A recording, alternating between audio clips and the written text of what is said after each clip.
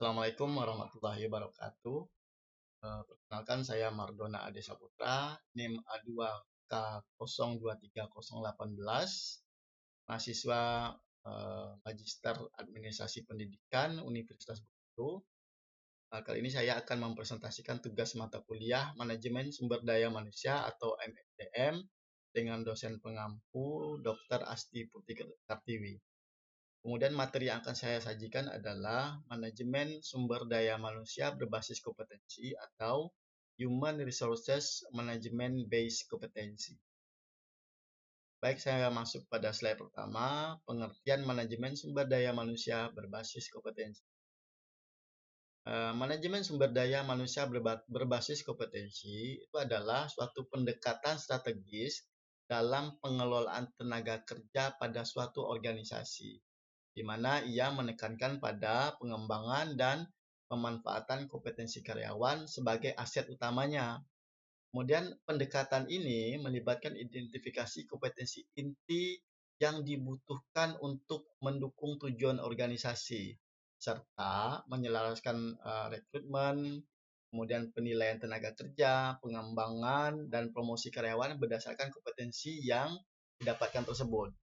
Dengan demikian, bahwa manajemen sumber daya manusia berbasis kompetensi itu dapat menempatkan individu pada posisi yang paling sesuai dengan keahlian dan potensi mereka, yang pada akhirnya tentu akan meningkatkan efektivitas organisasi dan kepuasan kerja karyawan. Selanjutnya kita masuk kepada pengertian kompetensi. Kompetensi adalah kemampuan manusia yang dapat ditunjukkan dengan karya, pengetahuan, keterampilan, perilaku, sikap, dan sebagainya. Kemudian Spencer pada tahun 1993 menyatakan bahwa karakteristik dasar manusia yang dapat dari pengalaman nyata atau nampak dari perilaku ditemukan mempengaruhi atau dapat dipergunakan untuk memperkirakan tingkat performansi di tempat kerja atau kemampuan mengatasi persoalan pada situasi tertentu. Itu adalah pengertian kompetensi menurut Spencer. Selanjutnya, prinsip dan komponen kompetensi. Nah, saya masuk ke komponen kompetensi dulu, bahwa komponen kompetensi itu ada 3. Yang pertama ada pengetahuan, yang kedua keterampilan, yang ketiga itu adalah perilaku atau sikap.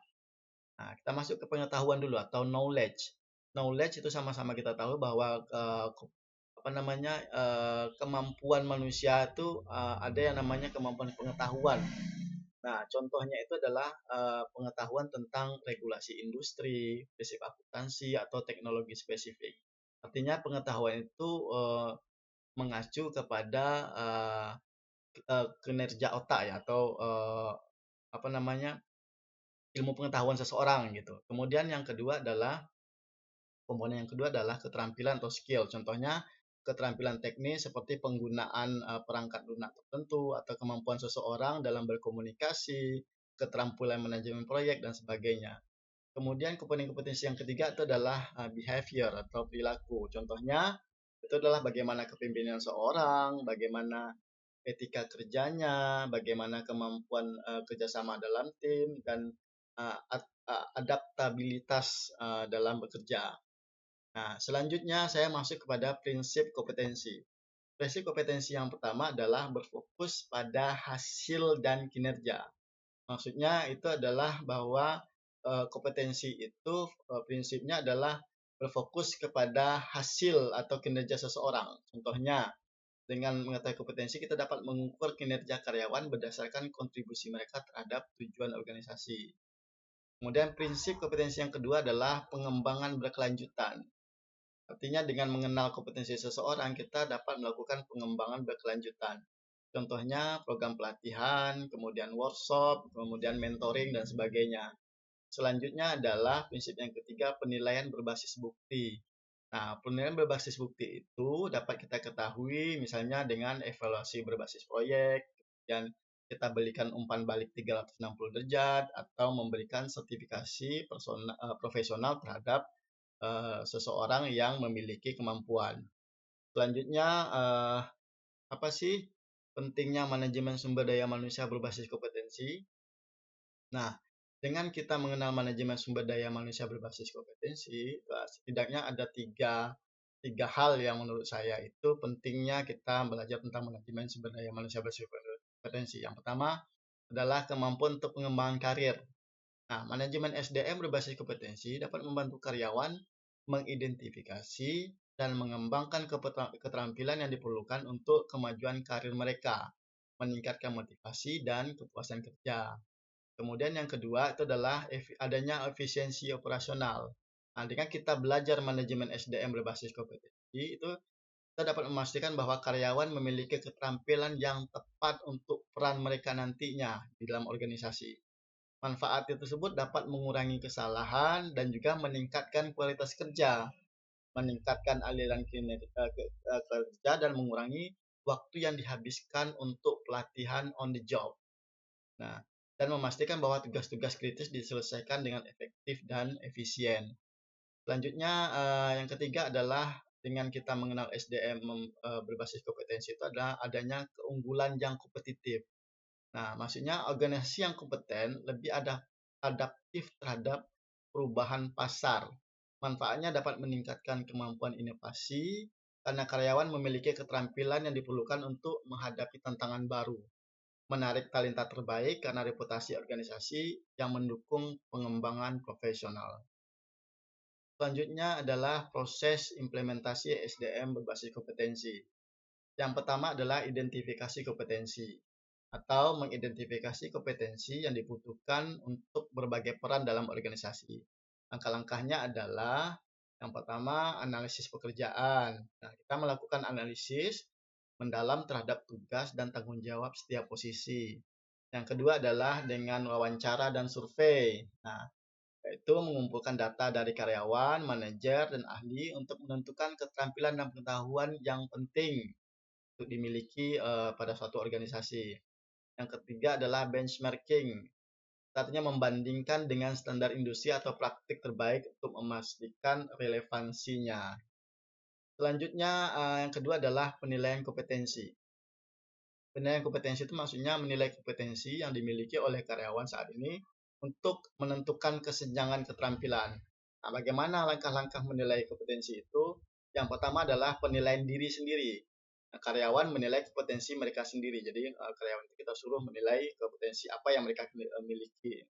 Kemudian penilaian 360 derajat itu artinya penilaian dari berbagai sumber termasuk dari rekan kerja, kemudian dari atasan, dari bawahan, nah seperti itu. Kemudian yang ketiga adalah tes dan evaluasi, yaitu menggunakan tes berbasis keterampilan atau simulasi untuk mengukur kompetensi seseorang. Kemudian yang ketiga itu adalah pengembangan kompetensi. Maksudnya mengembangkan program untuk meningkatkan kompetensi karyawan berdasarkan penilaian itu tadi. Nah, bagaimana langkah-langkah pengembangan kompetensi itu? Yang pertama adalah dengan melakukan pelatihan dan pengembangan. Itu kita menyediakan pelatihan formal, workshop, atau kursus online. Kemudian adalah mentoring dan coaching, yaitu adalah suatu program bimbingan pelatihan yang lebih personal terhadap suatu karyawan. Yang ketiga adalah rotasi pekerjaan dan proyek khusus. Jadi kita akan memberikan pengalaman praktis melalui penugasan proyek atau rotasi jabatan. Nah, selanjutnya adalah evaluasi dan umpan balik. Maksudnya mengevaluasi efektivitas program pengembangan kompetensi dan memberikan umpan balik berkelanjutan. Langkah-langkahnya adalah yang pertama adalah KPI atau singkatan dari Key Performance Indicator dan metode evaluasi. Menggunakan indikator kinerja utama atau KPI dan metode evaluasi lainnya untuk mengukur kemajuan seseorang terkait dengan kompetensinya. Kemudian evaluasi yang berikutnya adalah melakukan umpan balik berkelanjutan, yaitu menyediakan umpan balik rutin untuk membantu karyawan terus berkembang. Kemudian yang ketiga, penyesuaian program, yaitu memodifikasi program pelatihan berdasarkan hasil evaluasi dan umpan balik. Selanjutnya, apa tantangan dan solusi pada manajemen SDM berbasis kompetensi? Yang pertama, tantangannya dulu kita yang lihat. Yang pertama, resistensi terhadap perubahan. Adanya bahwa karyawan dan manajemen mungkin menunjukkan resistensi terhadap perubahan yang dibawa oleh penerapan manajemen SDM berbasis kompetensi. Nah, solusinya bagaimana? Yang pertama, kita lakukan komunikasi yang jelas, itu menyediakan informasi yang jelas. Yang pertama adalah komunikasi yang jelas, itu menyediakan informasi yang jelas mengenai manfaat dan tujuan dari pendekatan baru ini. Yang kedua adalah partisipasi karyawan, yaitu melibatkan karyawan dalam proses perencanaan dan implementasi untuk meningkatkan rasa memiliki dan penerimaan. Yang ketiga adalah pelatihan dan edukasi, yaitu menyediakan pelatihan untuk membantu karyawan memahami dan mengadopsi sistem baru. Nah, yang kedua adalah biaya pelatihan. Tantangan yang kedua adalah biaya pelatihan, yaitu mengembangkan dan menerapkan program pelatihan yang komprehensif dapat memerlukan investasi yang signifikan. Nah, solusinya bagaimana? Anggaran yang terencana, kemudian menggunakan sumber daya internal, kemudian pelatihan modular. Itu tantangannya dari biaya pelatihan tadi, solusinya adalah ya ini. Selanjutnya adalah kesulitan dalam pengukuran kompetensi. Artinya, mengukur kompetensi karyawan secara akurat bisa menjadi tantangan karena sifatnya yang seringkali subjektif dan kompleks. Nah, bagaimana untuk mengatasi kesulitan ini? Solusinya adalah yang pertama, alat penilaiannya yang harus valid. Artinya menggunakan alat penilaian teruji dan diakui untuk mengukur kompetensi. Yang kedua, penilaian berbasis bukti. Yang ketiga adalah pelatihan penilai. Nah, agar melatih penilai ini untuk memastikan bahwa konsistensi dan keandalan dalam penilaian kompetensi. Tantangan berikutnya adalah penyesuaian dengan dinamika organisasi. Organisasi sering mengalami perubahan seperti restrukturisasi, perubahan strategi, atau pergantian kepemimpinan yang dapat mempengaruhi implementasi manajemen SDM berbasis kompetensi. Nah, solusinya bagaimana? Yang pertama itu adalah fleksibilitas dan adaptabilitas, yaitu merancang sistem manajemen kompetensi yang fleksibel dan dapat beradaptasi dengan perubahan. Yang kedua, evaluasi dan penyesuaian rutin, yaitu melakukan evaluasi rutin terhadap sistem dan melakukan penyesuaian jika diperlukan. Yang ketiga adalah dukungan kepemimpinan, yaitu memastikan dukungan yang kuat dari manajemen puncak untuk menjaga kesinambungan program. Nah, itu adalah solusi untuk penyusunan dinamika organisasi. Selanjutnya kita masuk kepada kesimpulan. Nah, kesimpulan saya yang pertama, manfaat manajemen sumber daya manusia berbasis kompetensi itu dia dapat membantu pengembangan karir karyawan, meningkatkan efisiensi operasional, serta membantu organisasi tetap kompetitif.